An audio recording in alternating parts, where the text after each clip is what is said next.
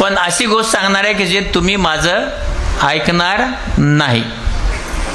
बरोबर आहे, 100% ऐकणार नाही तरी सांगतो. हे बघा, सध्या माझ्याकडे डोळे दुखतायत, डोळ्याला पाणी येतंय, डोळे कोरडे झाले म्हणून येणाऱ्या लोकांची संख्या 65% आहे. किती टक्के?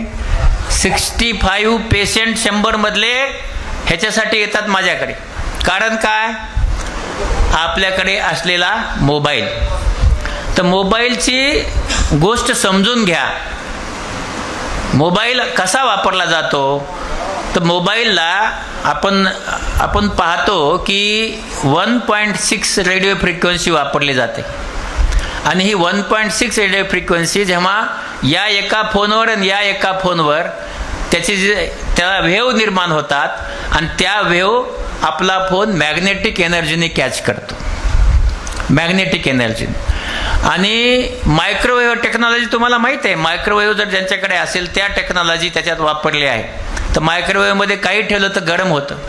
तर ती टेक्नॉलॉजी वापरून मॅग्नेटिक वेव्हनी आपला तो पकडला जातो. आपण कानाला लावतो, त्या ज्या वेव्ह आहेत कानात जाऊन आता लोकांनी ॲक्सेप्ट केलं की 5% मेंदूचे कॅन्सर कानाच्या जवळ मोबाईल लावल्यामुळे होत आहेत सध्या.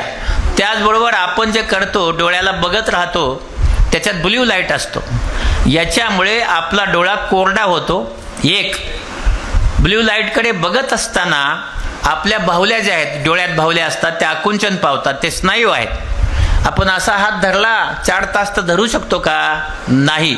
पण आपण 4 तास मोबाईल बघतो, पण त्यावेळेस पण स्नायूच आहे ना, तो त्याला थकणार आहे तो, पण तो स्नायू दिसत नाही आणि म्हणून त्याला आपण थकवतो. आणि त्याच्यामुळं चष्म्याचे नंबर लहान मुलांना -20 -22 पर्यंत सध्या चष्म्याचे नंबर जात आहेत. त्याचबरोबर आपल्या हृदयाचे आजार, आपण खाली ठेवला पायाजवळ तर नपुसकतो येतं, हे सिद्ध झालं आहे. आणि लहान मुलांचं जे आहे त्यांना मोबाईल दिल्यामुळे त्यांचं हुशारी, इंटेलिजन्स हा 65% कमी होत चालला आहे. पण आता काय झालंय की आपण लहान मुलगा रडला त्याला मोबाईल, जेवत नसेल त्याला मोबाईल, तुम्हाला टीव्ही बघायचा आहे त्याला मोबाईल. म्हणजे आपण त्या मुलाला मोबाईलमध्ये गुंतवून ठेवतोय. त्याच्यामुळं तो रागीट झालाय, तो हट्टी झालाय, तो काही ऐकत नाही तुमचं, तरीही आपण त्याला मोबाईल देतो. म्हणून मला सांगायचं आहे की या मोबाईलमध्ये सगळ्या माझ्या ज्या वहिन्या बसल्यात की पहिली 6 वर्षे मुलांना मोबाईल रडला तरी देऊ नका, कारण त्याची जडणघडण होऊ शकत नाही, त्याची हुशारी संपत चालली आहे. त्यामुळं आता रडला तर रडू द्या, पण त्याला 6 वर्षापर्यंत मोबाईल देऊ नका. 6 वर्षे ते 20 वर्षापर्यंत 1 तास वापरावा.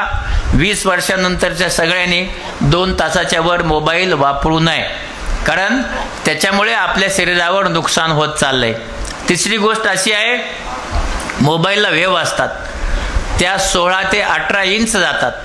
आणि म्हणून मोबाईल वापरत असताना लांबून, म्हणजे स्पीकर फोनवर बोलावं.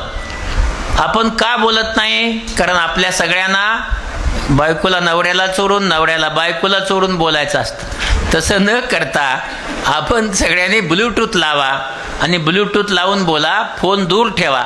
समजा उद्या फोन चार्ज करायचा आहे तर आपण जिथं झोपतो तिथं फोन चार्ज करू नका. तर फोन लिव्हिंग रूममध्ये चार्ज करा, ज्याच्यामुळे त्यात रात्रभर वेव्ह आपल्या डोक्याला लागणार नाहीत. आणि फोन हातात घेऊन जा, आणि हातात घेऊन जिथं बसला तिथे ठेवा.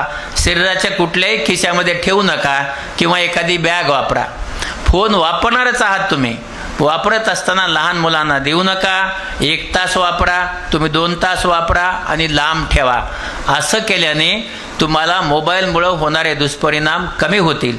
मला असं वाटतंय जरी तुम्ही ऐकणार नाहीत तरी ज्ञान म्हणून तुम्हाला सांगितलंय. याच्यातल्या एका माणसाने, आणखी एक गोष्ट सांगतो मी नेहमी, तुम्ही सगळेजण श्रावण महिना आहे उपास करता. 1 दिवस आठवड्यातला मोबाईलचा उपास करा. मोबाईल जो आहे तो 1 दिवस वापरू नका. नाही वापरल्याने तुमचं काहीही नुकसान होणार नाही. आणि नुकसान झालं तर मला विचारा, अजिबात नुकसान होणार नाही. म्हणून उपास करायचाच असेल